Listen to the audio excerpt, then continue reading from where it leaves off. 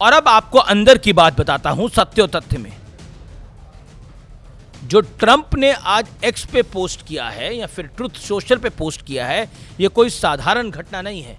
यह असाधारण दूरदर्शिता और कूटनीतिक क्षमता का जीता जागता लाइव एग्जाम्पल है। यह मोदी डिप्लोमेसी है, ये भाषा, ये टोन डाउन अपने आप नहीं हुआ है सब कुछ। इसके पीछे समझदारी, परिपक्वता और अनुभव का गहरा मिश्रण है। कुछ दिन पुरानी तो बात है जब डोनाल्ड ट्रंप भारत की अर्थव्यवस्था को डेड इकोनॉमी बता रहे थे और राहुल गांधी इसको सपोर्ट कर रहे थे। उनके करीबी पीटर नवारो भारत को यूक्रेन युद्ध में रूस का फंडिंग सोर्स बता रहे थे। लेकिन अब देखिए, ट्रंप कह रहे हैं कि आने वाले दिनों में भारत और अमेरिका के बीच ट्रेड डील फाइनल जरूर होगी। ट्रंप ये भी कह रहे हैं कि वो जल्द ही अपने अच्छे दोस्त नरेंद्र मोदी के साथ फोन पर बात भी करेंगे। इसके बाद प्रधानमंत्री मोदी ने उन्हें एक्स पर जवाब लिखा और उम्मीद जताई कि उनकी और प्रेसिडेंट ट्रंप की जल्द बातचीत होगी। अब जरा कुछ दिन पहले का माहौल याद कीजिए। डोनाल्ड ट्रंप के मन में जो आता था वो बोलते थे, लेकिन प्रधानमंत्री कुछ नहीं बोलते थे। प्रधानमंत्री अगर बोले भी तो बेहद सधी हुई भाषा में बोले, उतना बोले जितना उस वक्त देश को जानने की आवश्यकता थी या फिर देश के लिए कहने की आवश्यकता थी। जबकि उधर ट्रंप सरकार मोदी सरकार पर दबाव बनाने के सारे पैतरे आजमा रही थी। उन्होंने तो यहां तक बोला कि हमने भारत और पाकिस्तान के बीच में युद्ध विराम करा दिया। अब तो प्रूफ हो गया है कि उन्होंने कोई युद्ध विराम नहीं कराया था। और इधर भारत में विपक्ष भी प्रधानमंत्री मोदी के धैर्य और संयम की परीक्षा ले रहा था। हालांकि डोनाल्ड ट्रंप जिस तरह की भाषा बोल रहे थे उससे गुस्सा तो आम जनमानस के मन में भी आया था, लेकिन प्रधानमंत्री ने स्थिति से अपना कंट्रोल नहीं खोया, ना ही ऐसे शब्द कहे जिसकी वजह से भविष्य में बातचीत की किसी भी संभावना पर ब्रेक लगने का खतरा हो। यह नरेंद्र मोदी का अंदाज है। वो दबाव में कुछ नहीं करते। कुछ नहीं मतलब कुछ नहीं। अब तो इंटरनेशनली भी हमने देख लिया है, नेशनली तो हम जानते ही हैं, यानी डोमेस्टिक तौर पर तो हम जानते ही हैं।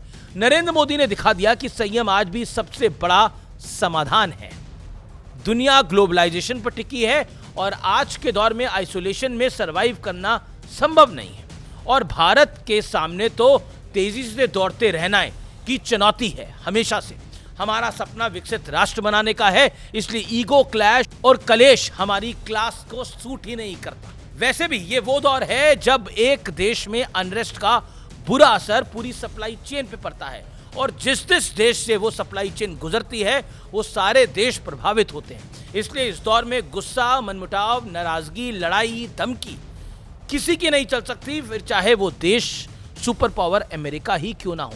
इसलिए कहते हैं कि सोच समझ के, तोल मोल के बोलना चाहिए। लेकिन ट्रंप शायद ये नहीं जानते या फिर भूल गए हैं या फिर याद नहीं करना चाहते, लेकिन अब उनको वो याद आ रहा है। प्रधानमंत्री नरेंद्र मोदी ने हमेशा कहा है कि यह दौर युद्ध का नहीं है, यह बुद्ध का है। हम युद्ध के देश नहीं हैं, बुद्ध के हैं। यानी अगर शांति से कोई काम कराया जा सकता है तो उस काम के लिए आर्म ट्विस्ट यानी हाथ घुमाना क्यों करना, उसकी क्या आवश्यकता है, क्या जरूरत है। लेकिन यह सच है कि अमेरिका जैसे देश का दबाव झेलना कोई छोटी मोटी बात नहीं है, ना ही आसान बात है। इसे लाइटली नहीं लिया जा सकता। लेकिन प्रधानमंत्री मोदी ने न सिर्फ अमेरिका का दबाव झेला बल्कि देश के अंदर से उठने वाली आवाज़ों को भी संतुष्ट करने की भरपूर कोशिश की। नहीं तो जापान जैसा देश भी है, उसके प्रधानमंत्री को हाल ही में इस्तीफा देना पड़ा है, रेजिग्नेशन देना पड़ा है। खबरें हैं कि अमेरिका के मन मुताबिक डील का खमियाजा उन्हें इस्तीफे के तौर पर भुगताना पड़ा या फिर चुकाना पड़ा। अमेरिका के साथ जापान ने जो डील की है, कहा जा रहा है कि उसमें जापान के लिए नुकसान के अलावा कुछ नहीं है। यानी जापान जैसा समृद्ध देश अमेरिका और ट्रंप के दबाव में नुकसान ही नुकसान झेल रहा है और प्रधानमंत्री नरेंद्र मोदी इसी नुकसान की बात लगातार कर रहे थे। वो लगातार कह रहे थे कि देश के किसानों, मछुआरों और डायरी वालों के अधिकार के लिए वो चट्टान की तरह खड़े हैं। अगर आज मोदी बीच से हट जाते तो किसान को अमेरिका तेजी से लूट लेता और अभी तक उन्होंने इस बात को साबित भी करके दिखाया है कि देश के किसानों के लिए अडिग होना किसे कहते हैं। लेकिन एक और बात प्रमाणित हो गई है कि सरल, सहज और शांत मन से आप बहुत बड़ी बड़ी चीजें भी अचीव कर सकते हैं।